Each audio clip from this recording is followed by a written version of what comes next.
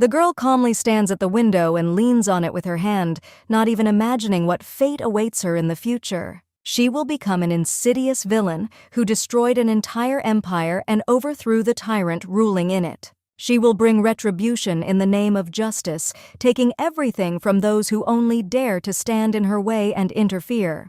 The day will come when she will be begged on her knees to help save what has been destroyed, but there is still much trouble waiting for her on the way to greatness. The day of judgment came very quickly for the young girl. Today, her fate will be predetermined right in the aristocratic, beautiful palace. Exhausted and beaten, the blonde lady is first dragged along the entire road and then cruelly thrown to the floor like a bag of bones. Without even trying to get up, she continues to lie in the same position, wiping her face with the imperial carpeting.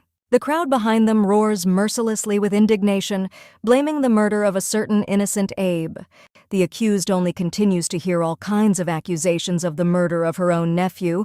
Her face does not express anything. One court lady is eager to commit lynching especially actively. Her face twists from a feeling of anger and resentment. As it turns out, this lady was the mother of the deceased named Emma. Her grief is not even close to being calmed by the touch of a handsome man. Seeing his calm expression, she asks him about how she can calm down when her child died at the hands of others. The blonde man standing in front of her turns out to be the father of poor Abe, whose murder they are now trying to accuse his sister of. Hearing how Emma collapsed on her knees, bursting into tears, the accused herself learned about the murder of the baby for the first time. She clearly understands that the entire murder case was fabricated, and despite all the atrocities she committed, she did not kill the child. The girl looks at Lawrence, who is comforting the child's mother, and is even more convinced that it was he who set up the conspiracy. Leaving Emma, he only disdainfully approached his exhausted sister and said that he could not believe what she had done. Following the order of His Majesty, a witness was thrown next to the main accused, who was supposed to confirm the accusations. Looking at her with an icy look, he forced her to confess that she had killed the child on the orders of the accused Marquise Rozan. The Marquise herself only continued to watch the scene silently, anticipating the incorrigibility of her horrible situation. Hearing the new accusation of intent to kill His Majesty, the alarmed crowd roared indignantly with shock and impudence. Sensing victory, the man turned to his sister, asking if she had anything to say, to which she only smiled wryly in response. The girl decided to allow herself a little impudence before the execution and, staggering, crawled up to her vile brother. Looking absently into his face, she only said that an all-powerful emperor like him should not be in the habit of shifting the blame to others, so he should work on it. Seething at her impudence, the guard almost swooped down on her and threw her to the floor so that she definitely hit her head. Two of the emperor's henchmen aggressively grabbed the emaciated girl by the arms and dragged her to the dungeon. The last thing she saw before her eyes finally closed was the emperor himself, not even wanting to look after her. The Marquise awoke in agony from the excruciating tortures to which she was subjected before she was forced to sign some papers. This crime against justice then continued with a trial involving the emperor himself. The girl tried to remain calm, but her nerves cracked when he gave the order to cut off her tongue and cut off her limbs. Not having time to recover from such a blow, her hands were immediately raised up by the executive guard towering over her. A feeling of animal fear filled her body and mind as he, like an executioner, cruelly raised his huge axe over her. The unfortunate Marquise Rozan woke up, chained by the remains of her limbs in the dungeon. She was completely alone in this cold and dark room. She was feverish from the pain she had experienced and the stress experienced by her body. A myriad of memories from her equally difficult childhood revolved around her brother's desires flashed through her mind. She remembers how often she walked with her mother, whose worries always revolved around the boy and not her own daughter. Back in the reign of another king, her mother was a beautiful woman, Miraila. At the time, her husband, Michael Rosen, lent her as a body to the emperor in exchange for deposits of sapphire. Their union turned into the fact that Marilla gave birth to the same infamous son Lawrence from the emperor who framed his sister. The girl herself was surrounded by humiliating treatment from early childhood, being not part of the royal family. Her entire childhood was spent in humiliation, even for the very fact of her birth, while her brother, on the contrary, was revered and given great love. Artisia's mother always reminded her that she was alive only because of her brother, and otherwise their family would not survive. She always dreamed of plans to elevate her son to the throne, so she demanded that her daughter live only for the sake of him. Convinced that if he succeeded, their family would live well, the little girl obeyed her mother. The treasure trove of memories is accompanied by a clear feeling that her mother never loved the girl closely. She also painfully feels that her story has never been permeated with happiness, but only with pain and service. Throughout her childhood, she received praise only when she did something well for Lawrence and served him. Marquise Rosanna was pleased with the state of affairs, for she received generous financial assistance from her son. Artisia was not stupid and clearly understood that her mother would never be so affectionate to her, but she was not able to restrain the desire for love, so she did what she did to come up with excuses for her mother. In addition, she clearly felt her blood connection, both with her and with her spoiled brother. The girl understood that now they were all working on one big project, in case of failure of which they would definitely lose their heads. Thinking about survival, she did absolutely everything to achieve victory, masterfully resorting to crimes and conspiracies. Thus, she framed a considerable number of loyal servants for the purpose of murder, destroying the political state of the empire. Ordinary peasants could not keep up with how often the dead killed there began to be carried out of the imperial court. Initiating a large number of intrigues, the girl made countless crowds of citizens suffer and die with someone else's hands. The insidious intriguer did not stop there, so in the next stage she used Saint Lysias, who brings hope to people. She continued to do all these bloody things for the sake of her brother Lawrence, bringing him closer to the imperial throne. She understood that to some extent she used this as an excuse, because she had always felt indifference to what she had done. Eventually, her strategic and cool-headed approach was successful, and Lawrence took the coveted throne. Artisia played a big role in all this, and having achieved her goal, she decided to quietly retire, without demanding anything from the new emperor. Such a change in the girl's political behavior was associated with an internal feeling of fear, which she experienced for a reason.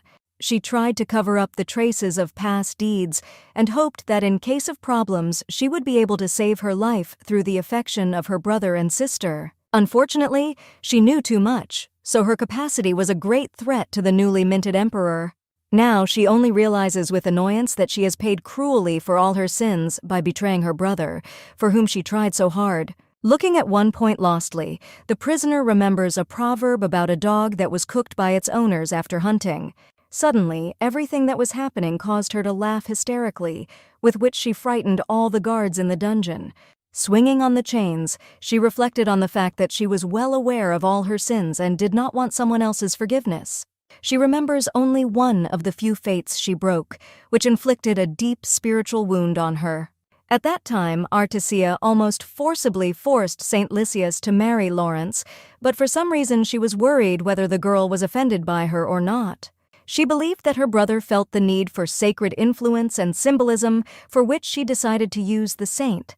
The intriguer was extremely puzzled by Lysia's behavior when, despite the way she was treated, she still forgave the Marquise.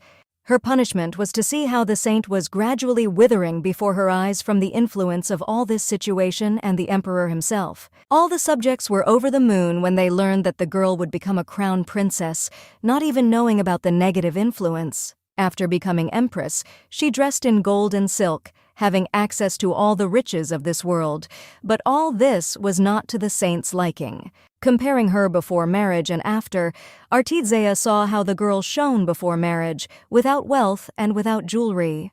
Even during the period when she, helping, ran in peasant clothes around the region affected by the infection, she looked much more beautiful. Now she looked so pitiful that the Marquise saw her sick more and more often in bed, devoid of shine in her eyes and strength of hair. She swore that she would be able to save her from ultimate death, but more and more often she caught herself thinking that she had sent the girl to hell with her own hands. She sat at the Empress's bedside for hours, regretting that she had not saved her cruel brother from this cold place. During one of these visits to the saint, the Marquise turned around and saw Lawrence grinning at what was happening to her.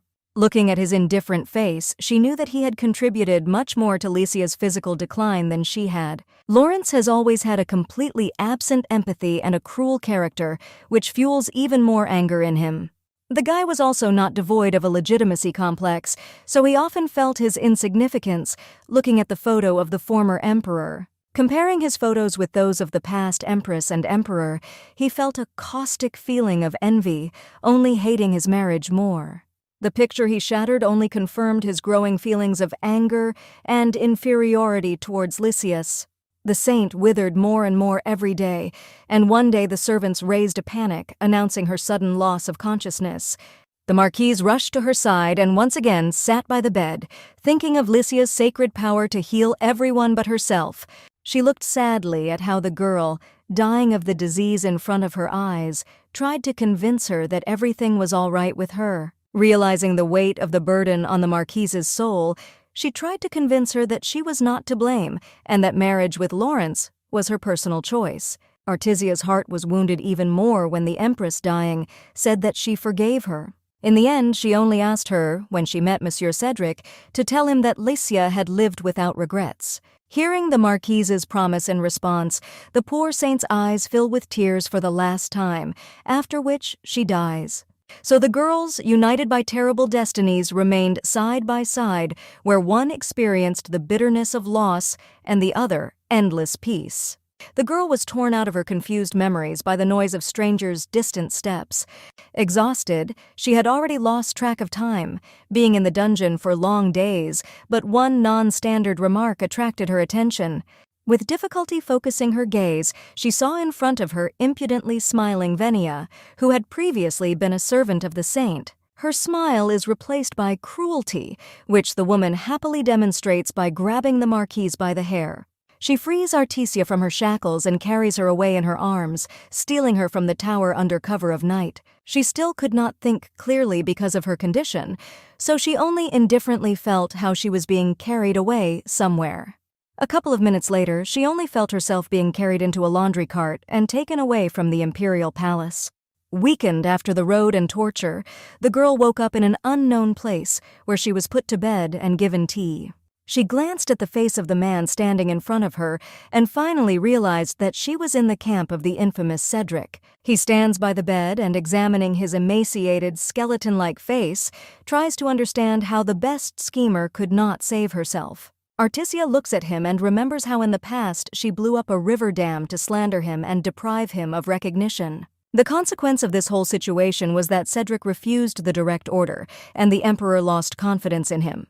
The man causes her an extreme degree of surprise when she sees him kneel, begging to stop his brother's tyranny. He believes that the brilliant mind of the former schemer is still with her, so he believed in her as long as she has determination and will. The Marquise agrees that Lawrence's reign brings only devastation, because she herself, passing by, saw the previously prosperous villages in decline. There were many such places, filled with death, not life, because of the senseless massacre that the stupid ruler arranged. Cedric continues to sit in front of the girl, who has no tongue or limbs, begging her to come up with a plan. He almost breaks into a scream, begging the girl to help overthrow the emperor even despite the great dispersion in strength. She only shakes her head sadly, thinking that in all this time she has never heard such words from someone whom she served so faithfully. Seeing her reaction, the man froze in a daze, feeling his last hope slipping away from him. He stood up and sadly summed up that since even she didn't know how to overthrow such an influential person, then it was not worth continuing. Leaving the tent, he finally promised to order her improvement in the village, where she could live in peace. When she heard his last words, she knew that she had no plan, but had the means of carrying it out in ancient magic. Even though magic had long since disappeared from the world, the girl could still handle it easily and speak the ancient language.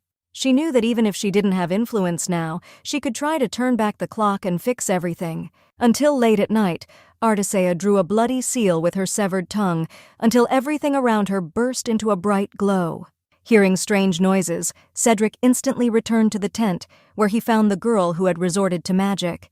He felt a real fright when a bright beam pierced the sky provoked by the Marquise. Having changed reality, she was amazed that she remained alive, because the price for turning back time was supposed to be her life. She could not tear herself away from the mirror, realizing that she had returned a few years before the verdict was passed. A lot of thoughts ran through her mind about what was happening, trying to find the reason why she survived. She also remembered how the man who sheltered her begged for help, standing on his knees, which lured her to his side. Opening the book, she realized what year she was in now and found out that at the time of her return, she was 18 years old. The next morning, Artesia sat at the table away from her brother and mother, as if nothing had happened. Unexpectedly for the mother, she got up from the table, which caused indignation because her beloved son had not yet finished the meal. The girl informs her brother that she wants to visit a temple on the outskirts of the city and asks for his permission. Mirael was even more surprised by Lawrence's consent when he gave permission to his obedient sister. As she left them, Artesia only heard her mother fawningly complimenting her son for his exceptional generosity. Closing the door behind her, she stopped and looked around, after which her face almost lit up when she saw her former maid. This girl's name was Alice. She was very devoted to her mistress and was subsequently poisoned instead of herself. The Marquise's daughter's face lit up as she realized that Alice was now alive and beside her, not in her grave. Seeing the embarrassed look of the maid, she immediately pulled herself together, not wanting to show how touched she was by their meeting. Heading the other way, Artesia turns around and says that she is going to visit the temple and needs a couple of things. The maid obediently accepts her mistress's errands and continues to sweep the corridor as she leaves. Once in her room, the court lady sits in front of the mirror, waiting for another maid to finish her hair. She looks at herself in the mirror and, feeling young and beautiful, asks to change her neat hairstyle to another more beautiful one. The woman almost jumps for joy, thinking that Artesia wants to be beautiful and communicate with handsome men. Even after her mistress's objections, she still continues to dream about how soon the girl will find her love. Her babbling stops only when the young lady's mother enters the room, shining like a fresh scarlet rose. Feeling her pressure and disapproving gaze, Artesia looked down, clearly uncomfortable with her presence. Miraela does not lose the opportunity to humiliate the girl, arrogantly declaring that with such an ugly face, she will not seduce anyone. In response, the girl protests, quietly stating that there is nothing good in seducing priests in church. The tension between them increases. The woman sits down in a standing chair and answers her question that her brother's affairs do not concern her. Spreading her legs in her own way, she notices that, unlike most men, Lawrence is very wise and intelligent. Burning the girl with her eyes, she asks if she will leave her mother, as is typical of men when they fall in love. Artesia froze during this dialogue, like a statue, folding her hands in her lap and lowering her gaze. She waits for a while before answering, then turns around and states with a smile that she will always be by her side. By this point, the maid has finally finished her sloppy hairstyle and presents it to the girl.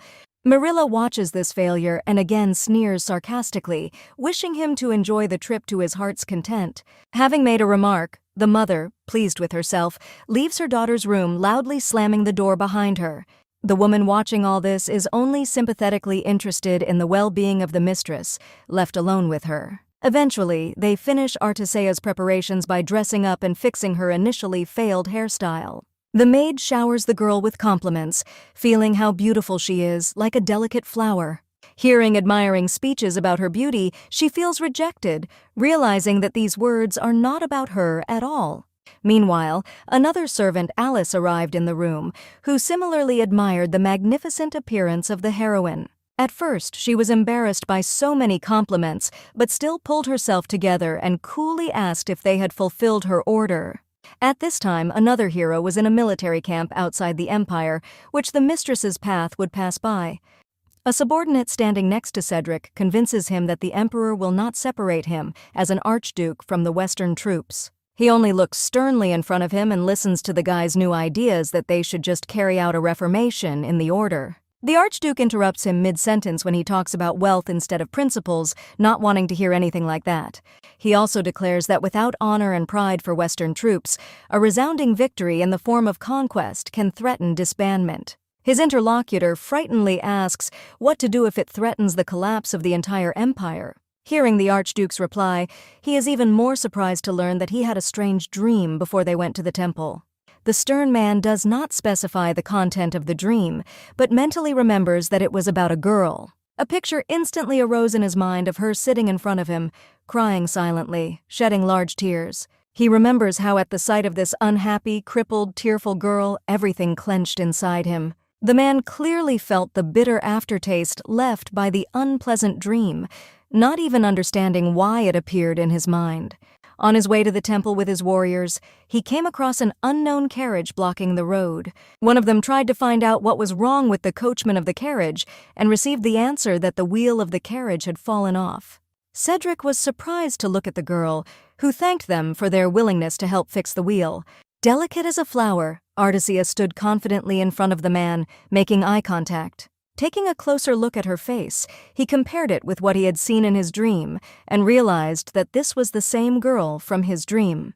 They heard the escorts announce the completion of the repairs, and the girl bowed respectfully, apologizing for the delay. One of them said that it was dangerous for such a decent lady to move without a guard, to which she replied that she was only going to the temple. Promising to thank them after their arrival, she glanced at the Archduke and saw that he nodded to her, agreeing to meet her soon. Artesia heads towards her carriage and, holding her skirt, says goodbye to them. The Archduke suddenly appears in front of her and opens the door of the carriage for the young lady. He stops her, gallantly holding out his hand for her to lean on. Surprised, she looks at it, meeting the serious brown eyes of a mature man. His gaze and gallant gesture embarrass the girl. She looks at him attentively, flushing. At first she is hesitant, but still places her gentle hand on top of the Archduke's massive palm. Finally, the girl sits down in the carriage, holding the man's palm, and catches his last glance on her. As she set off, she silently stared out the window, pondering what had happened between them and what would happen in the future. Following the Archduke and his entourage, the girl's crew still reaches their destination. Artesia looked out of the window and saw Cedric beside her carriage, her eyes fixed on his broad back. The man rushed in the opposite direction from the temple on his horse when he saw how it crossed the threshold of the carriage. When she saw the temple attendant greeting her, she thanked him in all seriousness for coming out to meet her. She handed him her present in the form of aromatic beeswax, which the saint was going to present. The temple attendant rejoiced at her offering and told her to follow him inside. Kneeling before the face of the saint, the young Marchioness Rosanna began to read a prayer. She closed her eyes and mentally asked the saints for forgiveness for her use of magic and sacrifice. The girl also sincerely asked to look after Archduke Ephron and protect her daughter Lysia. She was almost interrupted by an attendant, asking if she would like to meet with the bishop of the temple. Getting up, she honestly replied that there was no need for that, and she would only have to drink tea and rest before leaving. Hearing that the monk was going to prepare a gazebo, she interrupted him with a sudden request and reached into her pocket. This immediately alerted the man. He seriously glared at her, expecting to hear the request itself.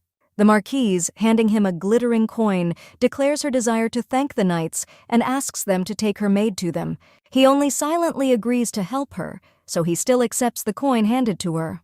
Having finished the conversation, the girl moved to the gazebo prepared for her, watching the colors of the gentle sunset. Her loneliness is interrupted by a serious-minded Archduke, who clearly does not foreshadow the girl's future proposal. She rises from her seat and reintroduces her identity to him, stating that her name is Artesia Rosanna. Stopping his guess in mid-sentence, she confirms that she is the daughter of the Marquise Rosanna. The man instantly guesses that the incident with the broken carriage was just a performance because she knew that he did not like both his mother and her daughter. She notes with annoyance that he has figured out her cunning plan and caught her in the plan. Cedric honestly said that the wheel of her carriage could not fall off so easily, and the dinners given to the maid were planned. In response, he heard that she had done all this specifically to talk to him. The Archduke realizes that this dream was not accidental, but peering into her eyes he sees cold and brightness, not pain and death. He walks behind her, sitting down at the table, and speaks honestly about the hope that her work will not take long. Watching the girl peacefully pour them tea, he mentally wonders why she behaves this way with him. Cedric decides to quietly watch her while drinking tea, when suddenly she stands up, resting her hands on the table. Marquise Rosanna formally addresses him, preparing for a potential reaction. Without foreshadowing trouble, he calmly brings the cup to his mouth and takes a sip, listening attentively to his interlocutor. She solemnly addresses him and asks him to propose to her. This statement unsettled the man so much that he even dropped his cup and choked on tea. After waiting a couple of minutes in silence, the girl waited until her interlocutor cleared his throat and was ready to continue the conversation. Assuming a reserved look, he was surprised to notice the frankness of the young lady, from whom he clearly did not expect to hear such a thing. After she explained that she wasn't asking for a real marriage, he decided to ask her again after saying that marriage would help solve his problem, which he was struggling hard. The girl then faithfully reminds him that there has been a psychological war between him and the emperor for months. She understands the precariousness of his position because after one wrong step, the structure of the Western and Southern troops can collapse. Artesia immediately guessed the motive for his arrival at the temple and decided to make sure of him by asking him about it in a straightforward manner. Looking back at her, the man confirmed that he had come to ask the bishop for a truce. Sitting back in her seat, she convinces him that this is an unwise decision because he will have to refuse the reward. The Archduke immediately resists, saying that this is not a situation in which merit is needed to succeed. The Marquise informs that someone must be chosen to lead, and the others will be outraged if the emperor does not choose him. This definitely makes a man postpone his decision. He seriously looks away, immersed in thought. Artesia has no difficulty in influencing him, and she adds that in this case the commanders will be disappointed and desert the army. Continuing to convince him of the advantages of this decision, she also mentions his right to inherit the royal family. In her opinion, if the Archduke created the illusion of supporting Lawrence, the emperor would be disposed to transfer honors to the army. After listening to most of her arguments, he rose from his seat and declared that he did not intend to collude or beg for anything. After leaving the gazebo, he quickly leaves, clearly angry and dissatisfied with this conversation. Artesia does not intend to give up so easily, so at the last moment she decides to remind him of the village of the man's conspirators. Hearing this, he is even more furious at the thought that she decided to threaten him with this. Assuming as innocent an expression as possible, the girl said that she only wanted to give him good advice. Seeing her concern, he decided to give her a second chance and listen again. Once again at the gazebo table, the Archduke watches the Marquise pour out tea and asks what she wants. She honestly says that he should look for a more profitable solution, which he perceived as dishonest cooperation. In response, the young girl says to abandon her principles in order to preserve both her honor and the honor of the entire Western army. Artesia does not forget to mention that her brother and mother do not know about their meeting, and the wheel breakdown was needed to deceive passers-by, and not himself. They understand that there is nothing surprising in the fact that they accidentally meet and become interested in each other. Her plan is for him to step away from rivalry with the emperor and return to the capital to propose. Finally, seeing that he still listened to her, she added that in the event of marriage, the emperor would not cause him any inconvenience. The man turned away and, continuing to sip tea, sat silently and analyzed all her arguments. It was noticeable from him that at the moment his mind was overwhelmed with doubts, because he understood that the girl's calculation was perfect. She walks over to him and takes a half-empty cup to refill the tea in silence. Folding his arms over his chest, he decides to ask directly what benefits she will receive from the marriage. The man understands that she does not have the goal of luring the Archduke to the side of Lawrence, but pursues a different goal. She honestly replies that she only wants to become independent and inherit all the property of her father, the Marquis of Roseanne. Despite the fact that she already has the right to it, at the moment it is completely controlled by her mother, because she is only 18 years old. The Archduke begins to understand her train of thought, because after the wedding, she will be recognized as an adult and will be able to claim the inheritance. Artesia agrees with him, adding that before that, the guardian is obliged to approve the marriage and the candidate himself. For this reason, she chose a man as the ideal option for this role, as otherwise her mother would not approve of the marriage. After hearing this, he decides to ask directly about whether she plans to betray her mother and brother Lawrence. As she replenished her tea, she replied that she was just a tool in the wrong hands, and people would not consider it a betrayal if he changed the owner. The Marquise asks him to protect her one last time by officially marrying her for exactly 2 years until she reaches 20. Looking him straight in the eye, she makes a loud promise to him in all seriousness if he can do it for her. The girl boldly promises to make a real emperor out of him, using her ambitions and strategic thinking. After her statement, the man is completely speechless, so the gazebo is overflowing with silence for long minutes.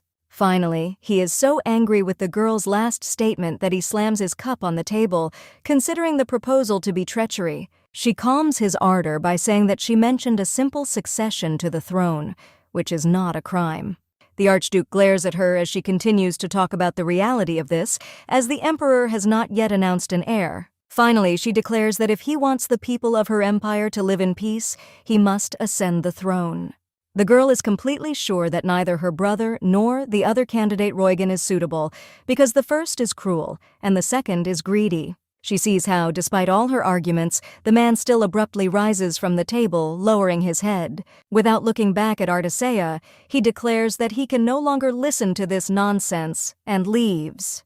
Watching this, she tries to call out to him but stops trying, realizing that he needs time to think. Catching the last scene, her maid runs up anxiously and asks if she is okay. The Marquise honestly replies that, not exactly, after which she looks at the contents of the cup in confusion. They spent more than 1 hour in the gazebo, which is why the maid was already anxiously asking if it was time for them to go. Her mistress only calmly suggested that she wait a little longer, clearly having her own calculations.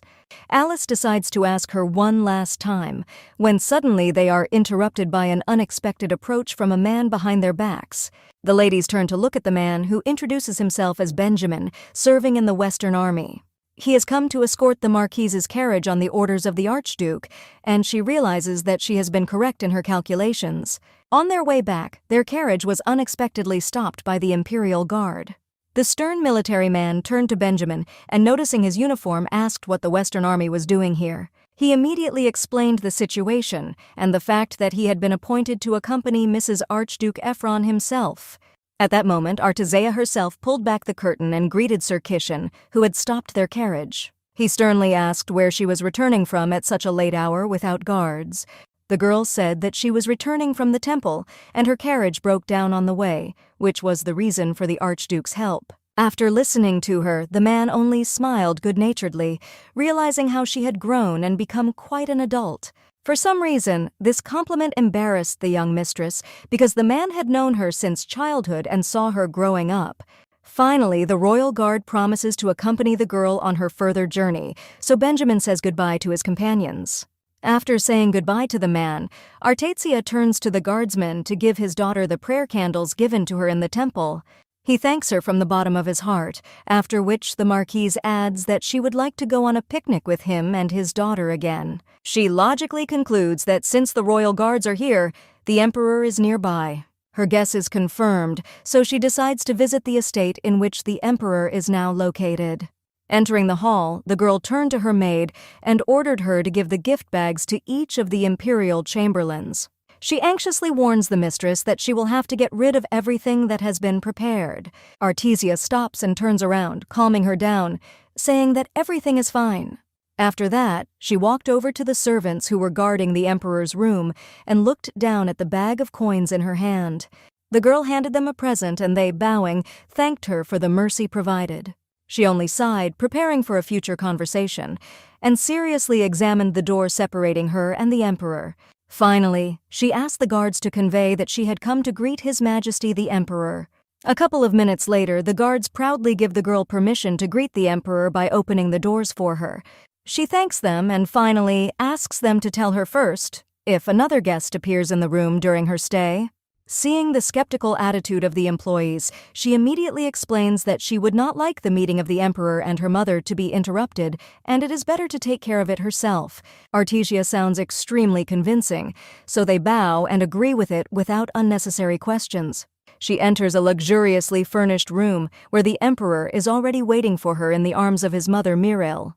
The girl respectfully bows to him, joyfully noting that he has descended to such a modest house. Hearing her wish him a long and happy life, he smiles, noticing how she has grown in the time they haven't seen each other. He causes Miraila to smile contentedly when he says that Artisea would be more beautiful if she looked like her mother instead of her father. Propping up his head with his fist, the emperor asks how old she is this year. Hearing her answer, he declares the need for a suitable match for the girl, which immediately displeases the mother. The emperor only replies with a smile that she cannot live with her brother forever, and he is able to find her a worthy candidate. At this moment, the guard opens the door and quietly informs the girl about the arrival of the guest as she asked for it. The girl is clearly unhappy that someone still arrived at such a time. Her gaze expresses coldness and readiness. Seeing this, the emperor only waved his hand and said that she could go about her business in peace. After bowing and leaving the room, the girl learned from the guards that the guest was Countess Eunice, who had made a scene outside. Seeing his concern, Artesia confidently replied that she would deal with it, which provoked a new question. The guard asked if she had any idea that the countess might be coming, to which she only briefly agreed. Going downstairs to the countess, the marquise introduced herself, holding the hem of her dress. Before she could finish her sentence, she immediately felt a strong blow delivered by the furious countess. Such a sudden attack unsettled the girl for a minute. She looked away in confusion, feeling a flaming mark on her cheek. They were surrounded by shocked servants, completely unsure of what they should do in this situation. Artesia pulls herself together and, with a slight grin, informs her that she is rather frivolous in her actions. She rises and, furnishing the fierce woman, correctly notices that she slapped her in the face in the presence of all the emperor's servants. Hearing this, Countess Eunice recoiled from her as if from fire, realizing that she herself was at a disadvantage.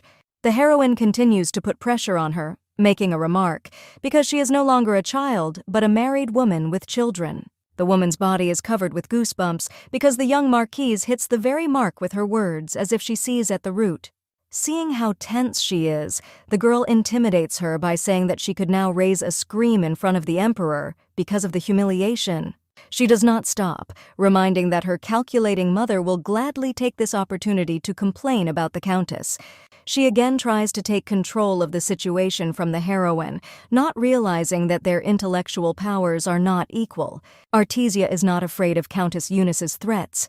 She continues to explain to her what the continuation of the scandal will be fraught with for her. Feeling all the real threat to her good relationship with her father, the woman almost falls, but she is picked up in time by a servant. Not wanting to ease the pressure, the marquise grabs her by the sleeve and menacingly orders her to return to her estate.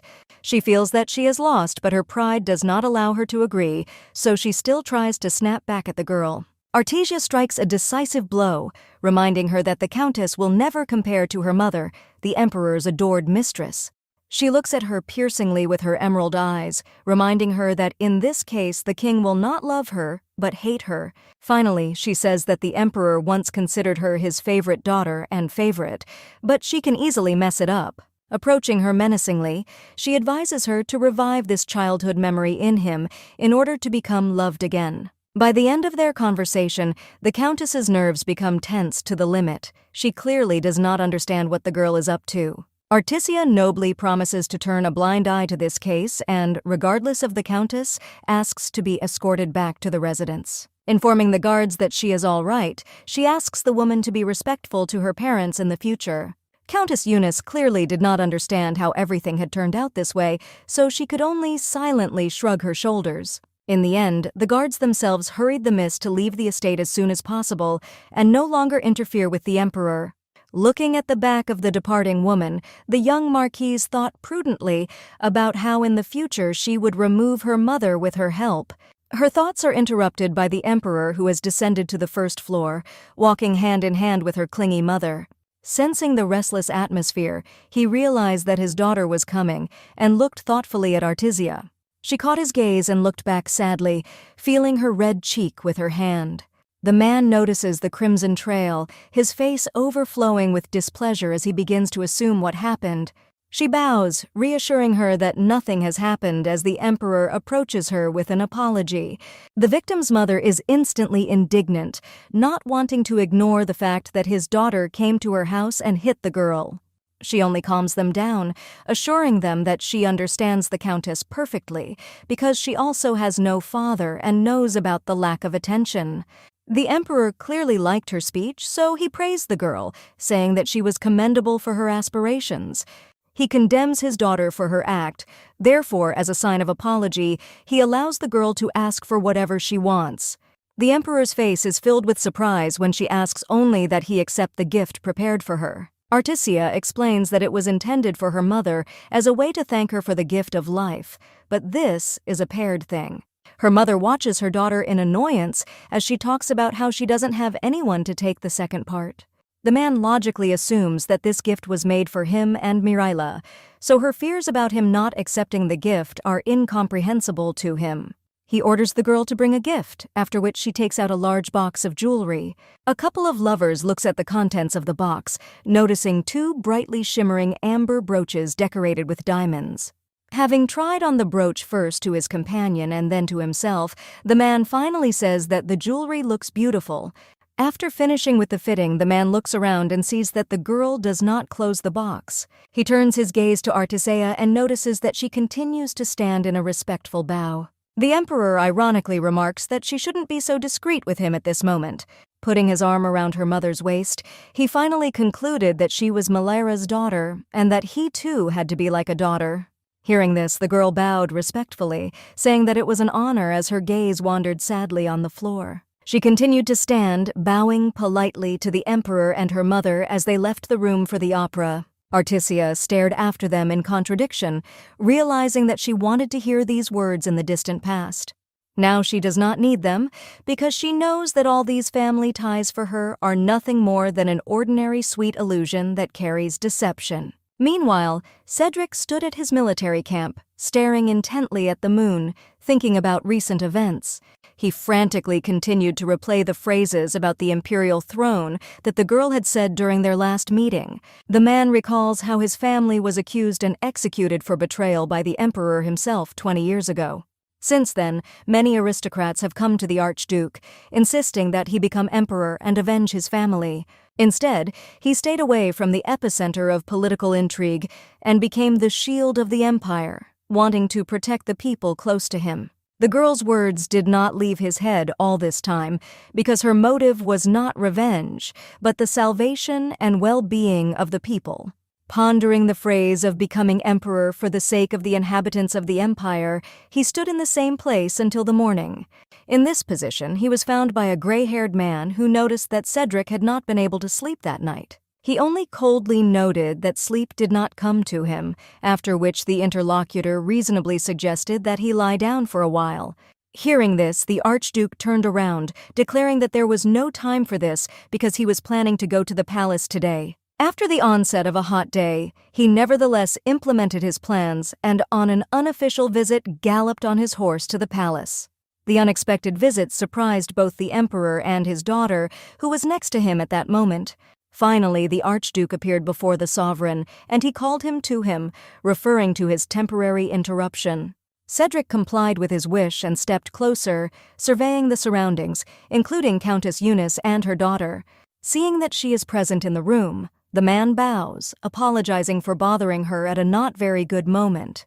His gesture causes laughter from the positive-minded king. He chuckles and asks why he is so strict and sullen.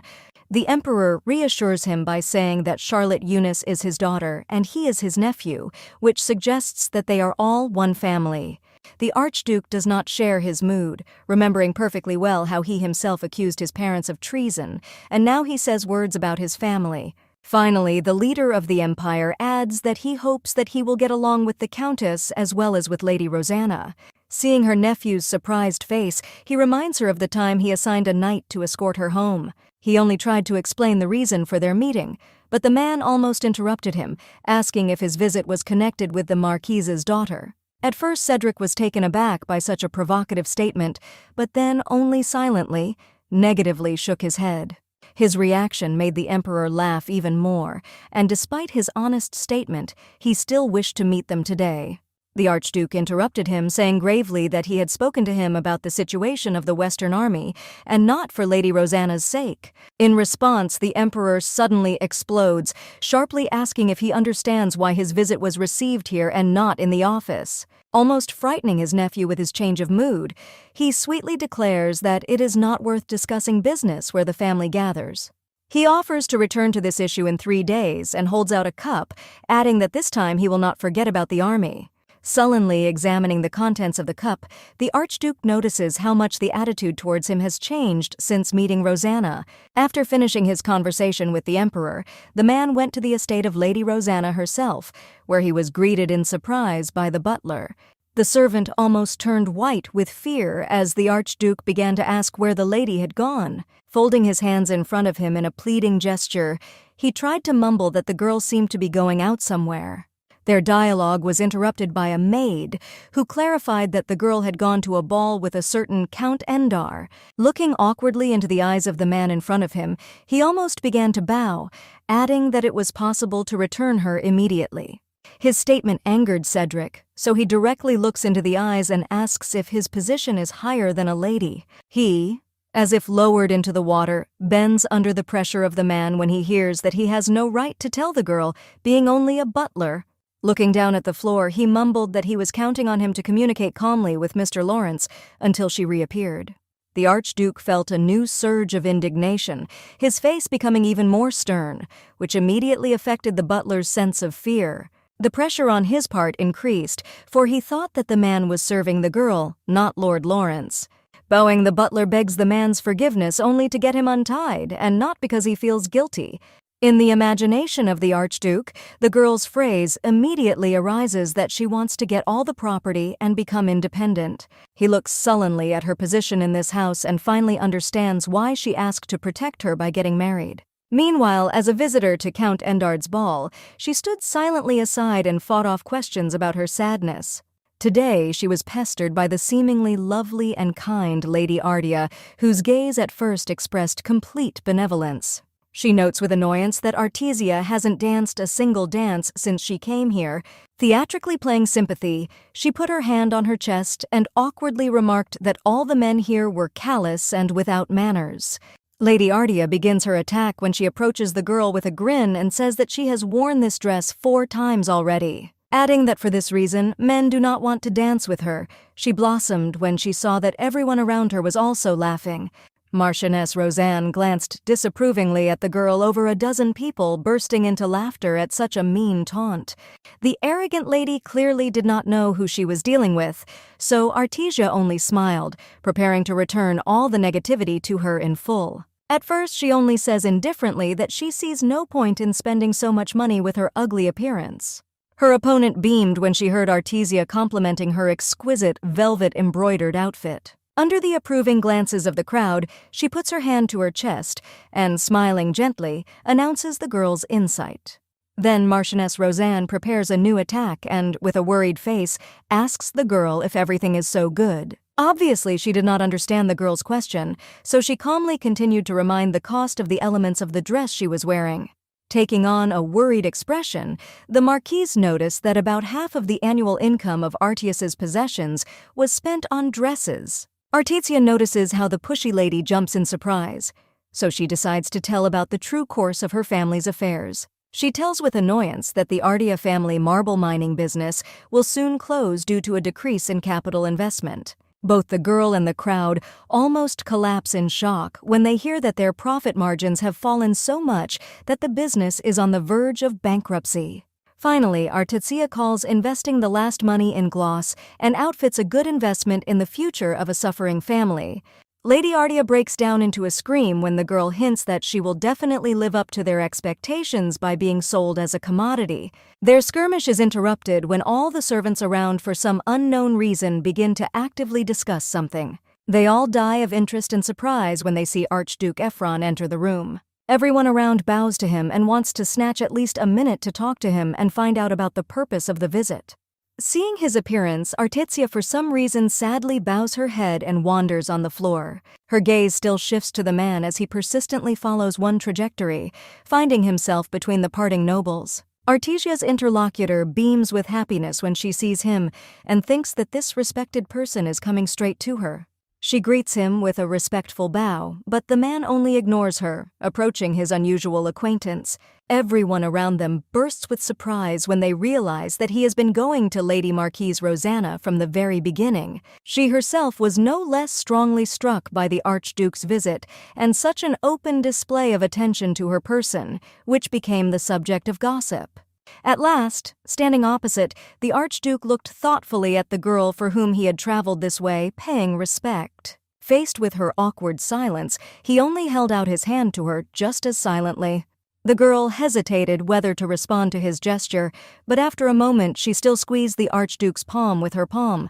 She asked what had brought him to such a place, but did not receive an answer, because the man immediately grabbed the wound on her face with his eyes. The Archduke gently grabbed the girl's fragile chin with his fingers to turn his head and get a better look. Without letting go of her fragile palm from his fingers, he anxiously decided to ask what had happened to her face. She looked away as he fleshed out the previous sentence and said that her cheek was swollen and scratched by her fingernails. The girl squeezed his hand in annoyance, trying to free herself, and turned to him, clearly feeling very uncomfortable. At first, his grip weakens when he sees her indifferent gaze, but then he approaches her with renewed vigor. He asked if it was a trick of Mrs. Eunice because today, when he met with her, she asked for an apology. The Archduke falls silent when she asks him not to say stupid things because he is already in a difficult situation.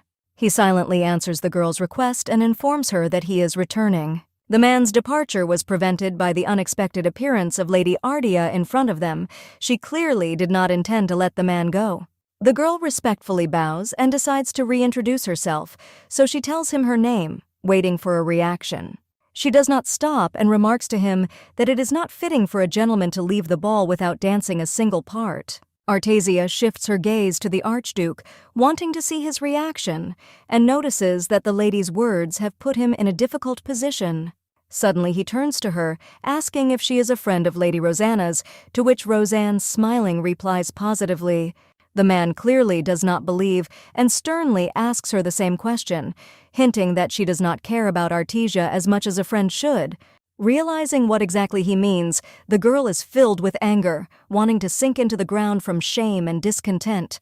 Her body begins to tremble, given the resonance among the rest of the nobles caused by the situation in which she clearly lost. Artesia visibly squeezed her companion's sleeve, drawing his attention to her, as her worried gaze signaled. The Archduke glanced at the girl, analyzing her appearance and comparing it with her life story. He comes to the sad conclusion that she does not look like an heiress due to the clear disregard for her person. The man decides to dilute the colors of sadness on her face and get out of this situation, so he invites the girl to dance together.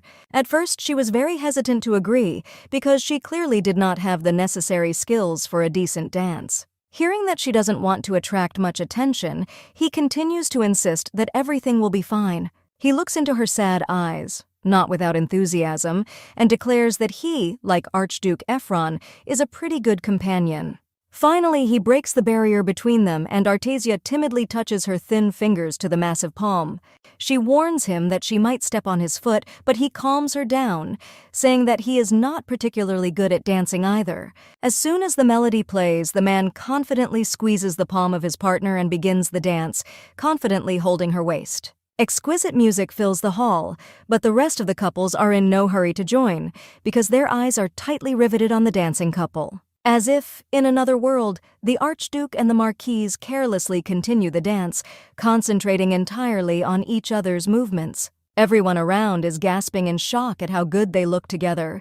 The man's face lights up with a smile. The girl's bright eyes look innocently at the man, because although she does not respond to him with a smile, this moment will be remembered by her for a long time. They both feel as if it were just the two of them in the ballroom. The girl awkwardly buries her forehead in his chest. Episodes of their last dance before her execution arise in her memory, and she sees a significant difference between the last dance and this one. Then the Archduke invited the girl to dance not as a gesture of goodwill, but only to discuss some important issue. When he revealed the purpose of his gesture, the girl only briefly told him to announce the true request. Without delay, the Archduke asked her to take care of Licia when she was just marrying Lawrence, whom he did not trust. Feeling an inner pang of dissatisfaction after the phrase of distrust of her brother, she asked him if he really believed her. The Archduke knew that it was Artesia who persuaded Lysias to marry her brother, but he still took into account the fact that the saint herself made this choice. Looking sternly into his partner's eyes, the man said that this girl was like a younger sister to him whom he wanted to protect. For now, Artesia meets not with stern insistence, but with a soft smile on his face as he dances with the lady. Suddenly the girl stumbles, her face briefly lit up with fright, because she does not want to expose the Archduke with her failure. The girl almost recoils, rapidly falling out of her partner's arms and striving for the floor. Fortunately for her, the Archduke has an excellent reaction and picks it up in time, confidently holding her waist with his hand. His movements are so precise and professional that the girl's mistake looks as if everything was supposed to happen. Meanwhile, the audience, noticing how skillfully the man saved their duet, claps enthusiastically and is surprised at how they move. Finally, to a burst of applause, the dance ends, and the embarrassed girl only looks down awkwardly, not letting go of her partner.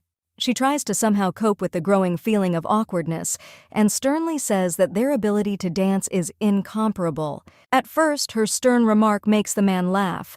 He smiles kindly and says that his skills are still a little superior to her. Meeting her surprised, mischievous eyes, the Archduke again burst into sincere laughter, like a happy boy. They decide to leave the ball, so immediately after the dance, Cedric gallantly helps the girl climb into the carriage. Realizing that the evening is coming to an end, the girl sincerely thanks him, without specifying what exactly. The man decides to find out the reason for his gratitude, and Artesia, hearing the question, only awkwardly answers what kind of dance she was given. A mysterious atmosphere of understatement arises between them, and he replies that he has been observing the duty of a gentleman. She says that she knows about his desire to protect her reputation in front of another lady, but he only replies that it's all nothing. Without letting her palm out of his hand, the girl looks at him again and asks for a favor, to which he immediately agrees. Artesia asks to go with her as a guard to the slums called Levgar. Hearing her request, the man is surprised to wonder what kind of business a lady can have in a place where even men do not go alone. She only looks in front of her with detachment and replies that she needs to meet someone living there. After getting into the carriage, Artesia decides to find out his answer to the proposal voiced in the temple. The man clarifies without a second thought whether she is referring to the protection and preservation of their future marriage with the aim of becoming emperor. She turns around and looks into his eyes without a trace of pampering, answering that this is what she meant. The Archduke asks her for an answer to one single question about why she wants to divorce after 2 years. Looking at him in surprise, she looks in front of her in confusion and mumbles about the reason, not fully explaining what she means. She knows that in the future he will fall in love with Lycia, so she does not want him to be labeled a scoundrel who has met a new love. The girl invents a not entirely honest reason and says that she simply does not want to become an empress. Hearing her answer, he only shares with annoyance the conclusion that the girl intends to sacrifice herself for the sake of the empire. Artesia doesn't say anything in response, mentally agreeing with what he said, because he's absolutely right. The Archduke tells her that if she wants to be with him, she must remember that he hates when the people around him are harmed in any way. Without looking at the man, the girl only replied that she understood him, noticeably sad at the same time. He doubted this, so he clarified that he did not want her to harm herself while pointing to the wound near her lip. Lady Rosanna looked at the man apprehensively, not quite understanding why he was bringing up the subject again. She turned around in shock and hatched at him when he said that it was even better if she fought back against her offenders. Seeing how serious he was, the girl involuntarily laughed, while infecting the man with a smile and not excessive seriousness. With a gentle smile on her face, she looks away and says that she understands everything and feels grateful for his care for her. The feeling of peace during the trip lasted exactly until they arrived in the ruined and terrible slums. The Archduke opened the door for the girl in a gentlemanly manner, at first closing it with his massive back. The girl froze in surprise when, without having time to leave the carriage cabin, she immediately found herself in the safe hands of the Archduke. He explained his act by saying that it was not proper for a noble lady to get off the carriage without the help of a gentleman. Her heart pounded so quickly at such a gesture on the part of the Archduke that she could only agree with his opinion. As soon as they set foot on the ground of the slums, they were instantly surrounded by a bunch of beggars, hungry and sick, begging for alms. Seeing this sad picture, the representatives of the aristocracy were truly taken aback, not knowing what was the best thing to do. The girl wore a black cloak brought to her by her maid Alice, who also went with them to the slums. Artesia felt the interested gaze of her escort on her and turned to him, adjusting her cloak. She explains to him that her hair color attracts other people's attention, which is why she is sometimes forced to wear a cape. Piles of impoverished families look at them with a mixture of expectation and hatred when the coachman, scaring them away, once again raises the whip. With a certain amount of disgust and threat, the Archduke looks at the poor people trying to approach their carriage. Realizing that they were unlikely to receive an offering from the pair of aristocrats, they gradually began to step back, lowering their gazes. The man waved his hand and confidently told her to go with him where she was originally going to go. Wandering in the middle of the deserted and ruined streets, they continued their sad, moonlit path. The Archduke decided to break their silence and asked who she was going to meet in such an unsafe place. Artesia tells him that she plans to visit their former butler, whose ancestors have served the Roseanne family for generations. The butler, who was fired after the death of the Marquis, had a lot of grudges against both the girl and her mother. Wandering through countless streets, the man thought with annoyance about how amazing it was that a hereditary butler would rot in such a place. Finally, they still reach a building in which an elderly man, whom the girl has been looking for, serves as a laborer. The unexpected guests distracted the man from cleaning the room, so when he heard an extraneous sound, he immediately turned warily. The girl looks directly at the former minister and asks him to give her some time, calling her Mr. Hanson. He looks at the young guy wiping his glass behind the bar in surprise and then says that he will leave for a while. He warily asks if he is all right, to which he replies that it is unlikely that unexpected guests will kill him. The butler approaches the dubious guests and heads for the exit, inviting the guy and girl to follow him. Finally, they open onto an unfinished terrace located on the second floor, warning that, unfortunately, there is no better place. The butler immediately addresses the man, recognizing him as Archduke Ephron, thinking that he was the one who had the goal of coming to him. He immediately warns that he cannot tell anything, because despite his dismissal, his family has served the Roseanne family for years. To his surprise, the Archduke replies that today he is only a guard, while pointing to the girl hidden by the cape. Immediately after his words, Artesia pulled down the hood of her cape, revealing her face and atypical hair color. Now he saw not an unknown person hidden by a hood, but a blonde girl who looked so much like the Marquis. Seeing the well-known facial features again, the former butler is so surprised that his eyes widen in shock. Looking shrewdly at the elderly man in front of her, the girl reveals her identity to him, giving him her last name and first name. He is immediately filled with anger and hatred when he sees the daughter of the same infamous Malera, because of whom the family fell apart. They spend a few minutes standing in silence, knowing that the butler will need time to get used to it. When he sadly says that she looks a lot like her father, she remarks that he is the first to call her a young marquise. The girl informs him that her mother does not know about her visit, and even if she knew, she would not allow him to make it. The butler's face lights up with anger again when he maliciously asks if she knows what her mother has done. Noticing how inflamed he is, Artesia silently nods her head in agreement. The girl nevertheless decided to confirm her knowledge and replied that she was aware, and then began to gradually retell the course of events. She recalls how her mother first poisoned all the heirs of the Roseanne lineage, and then blamed his family for this crime. Malera's despicable act, unworthy of any forgiveness, completely broke the fate of all members of the Hanseong family. Artesia knows the purpose of this act, as her mother wanted her to be the sole heir from the beginning. Such honesty surprises both the Archduke and the injured man himself, who clearly did not like to remember all this. Memories immediately flashed through his head of how he burned with despair in the past, and his daughter tried to somehow console him. Even with evidence that Malera had done it, he knew he couldn't get the truth or protection from the Roseanne family. He continued to sit in the kitchen with his daughter, trying to find at least one optimal way out of this situation. The girl wisely warns him that even if he reveals the truth to the surviving heiress, she is unlikely to thank him for it. Wiping away her tears, she reasonably assumes that he will definitely become her mother's enemy after that. Howling at length from his plight, the man holds his head and tells her to gather everyone else. His daughter summons all the other members of the family, summoned in order to make a common decision. They all weep from injustice and pain when the head of the family says that from now on they must hide their name and forget about everything. Despite the fact that the Hansong family has since disappeared, the man still admitted that he was still proud of his honestly earned name. The former butler is already old, but still lives with the idea that if Malera finds out where he lives, he will immediately kill him. After finishing his monologue, he looked at them sternly and asked why they were looking for him. The Archduke also looks at the girl questioningly, expecting to hear her answer. Under the pressure of their looks, the girl sincerely lowers her head in a bow to the man, apologizing.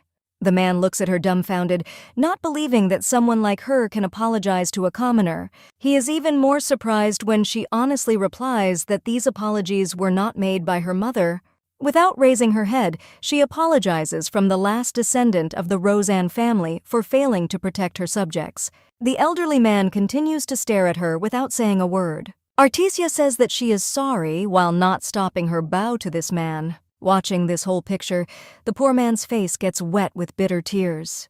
The Archduke sees their tacit reconciliation and secretly smiles, feeling proud of the girl and the man. Meanwhile, Artesia's mother tears and throws herself around in anger, shattering the crystal to smithereens. She plops wearily into her chair when the same servant who met the Archduke told his mistress about his visit. Malera furiously ordered him to repeat what Archduke Ephron had told him.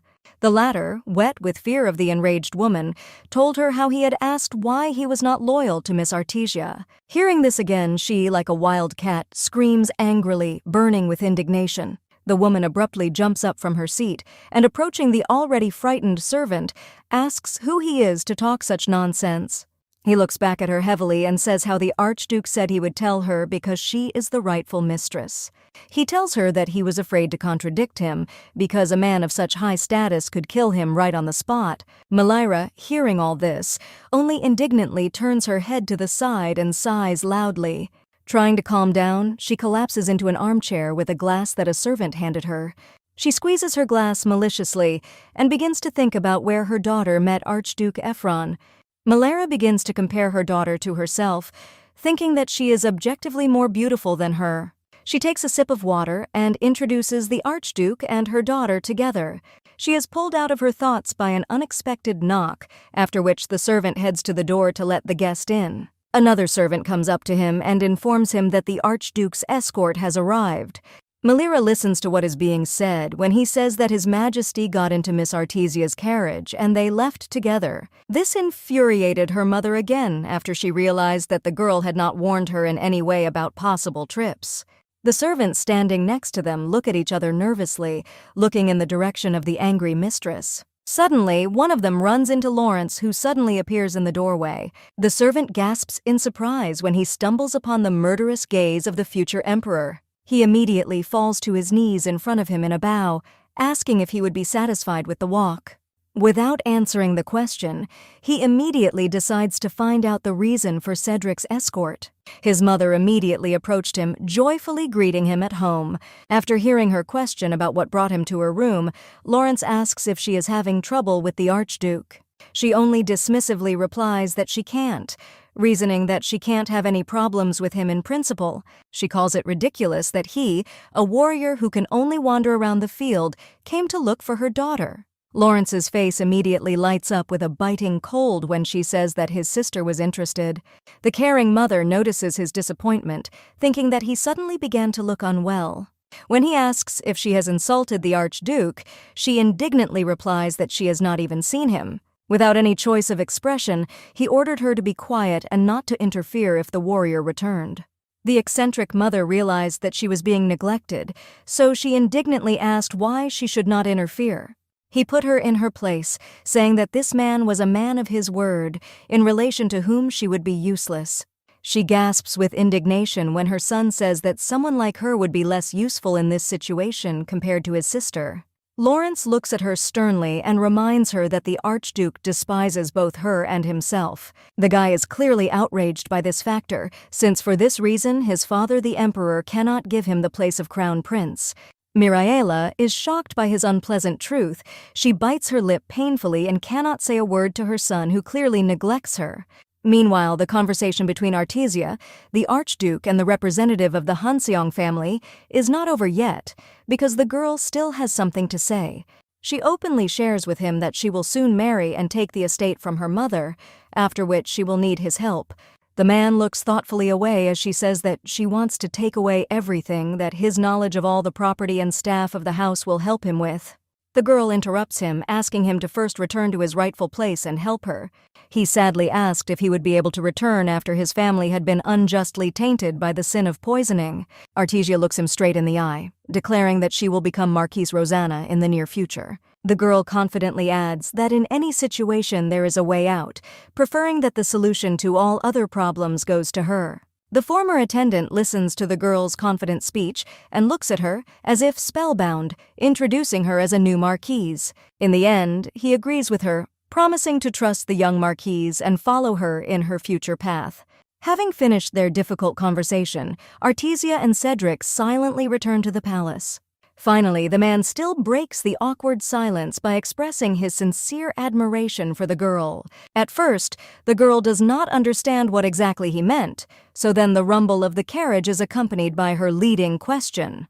He pierces her with his gaze and smiles kindly, saying that she perfectly understands the principle of influencing people's opinions. Artesia did not share his cheerful mood and only said sadly that she did not intend to impress, but only gave an excuse. She understands perfectly well that the man suffers from the hardships of his poor life, hardly taking care of his underage granddaughter. Artesia is sure that he has been thinking about leaving the Levgar for a long time, but without a suitable excuse, he would not have accepted her offer. Hearing her arguments and brilliant analysis of the situation, the Archduke laughs, which surprises her. She looks at him indifferently and decides to find out why he is laughing.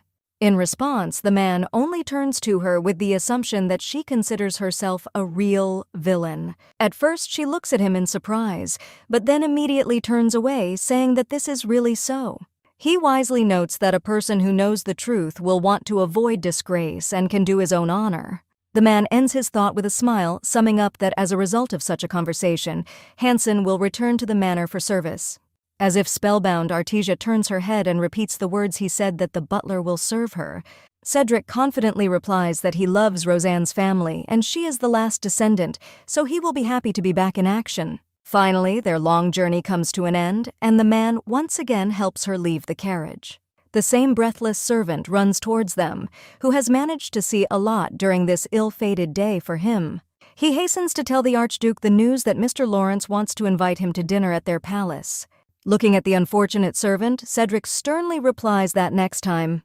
Then his severity is replaced by an unexpected softness as he looks at the lady with a smile and hints at an invitation from her. She was clearly not ready to hear such a statement from her companion, so at first she only looked into his eyes in surprise. The girl gently replies that it is not appropriate for an unmarried woman to invite a man who is not a relative at such a time. Archduke Ephron says with a soft smile that he knew she would say this. Saying goodbye, the young people respectfully worship, and the girl wishes him to be careful on the way back. Seeing the man saddle his horse, Artesia stops him one last time, adjusting his hair with her hand. She wonders if she can ask him a question of interest. The man is unable to refuse the beautiful lady, so she asks why he uses respectful speech with her.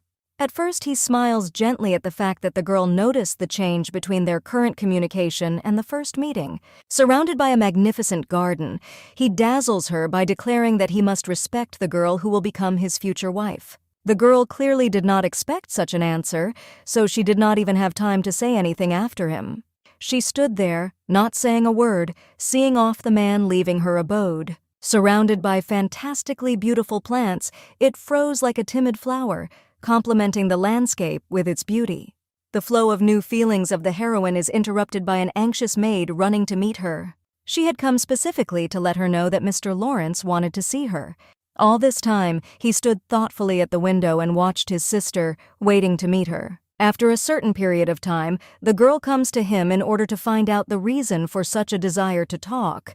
He informs her that he knows about her meeting with the Archduke and asks if they plan to see each other again. The girl looks at him tersely after the last question and asks if she can do it. Lawrence says that such meetings, on the contrary, are allowed because she is already 18. He prudently demands that the Archduke be invited to the house, since he has not previously had a chance to establish relations with him. Their conversation is interrupted by a high-pitched scream coming from another room. All the servants flocked around the front door to the mistress's room when she, in a bad mood, was again beating one of the servants. Lawrence turns to his sister, reminding her that this is not the first time, and it is better not to interrupt her so as not to get injured. The girl nevertheless approaches the crowded servants, while they anxiously listen to their colleagues' cries that she was wrong. Artesia's memory immediately comes to mind how in the past she tried to calm down her mother, thereby falling out of favor. Marilla never disdained to beat her daughter while in a fit of aggression. Artesia recalls with annoyance that in those days her entire body was permanently covered in bright bruises. The girl quickly follows the corridor, clearly not living up to the expectations of the servants. One of them asks the lady if she is going to come in, to which she asks if she thinks it is right for her to replace the servant. Artesia suggests that she go in herself and save the girl and, sharing the punishment, get less beatings while compensating for the treatment. Finally, promising them generous material compensation for the beatings, she says to bring the poor girl to her after everything. After long moments spent in a fit of aggression, Marilla lies completely exhausted on the bed. Creaking the door, her caring daughter enters her room, taking with her a tray of warm lemon tea. Artesia approaches her bed and hands her a neat cup, insisting that she drink the contents. Her mother grumbles resentfully that she didn't notice her anger and didn't come in, to which she replies that she was busy talking to her brother. Marilla hugs her tightly, adding that she is alive thanks to her when she hears the statement that she would never ignore her. Looking anxiously into her eyes, Artesia suggests that she go with the emperor to the summer palace. When her mother asks why she should go there, the girl reminds her of Amaranth and the Azure Sea. Finally, Marilla still finds her offer attractive, thinking about inviting Lawrence there. Artesia informs her that her brother will be busy, so it is still better for her to go with the emperor. While her mother thinks she cares about her, her daughter is only thinking of the next strategically important move for her cause. Finally, the emperor and his mistress leave for a couple of days. In their absence, a carriage arrives at the court, filled to the brim with boxes. The head butler freezes in the middle of the living room in surprise when he sees boxes and mannequins being brought into it non-stop. He is happily greeted by the owner of the famous dressing room named Emily. The man is noticeably annoyed by her appearance because they did not order clothes and Mrs. Mirella is absent.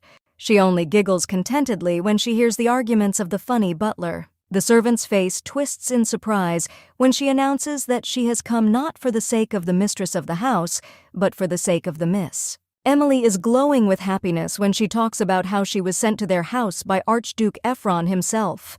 In the end, before he had time to notice how Emily was already giving instructions, filling the house with fashionable things. He tried to prevent this, saying that today was not the time, because it required the permission of the mistress. The servant turns pale when he bumps into a knight who has appeared behind the girl.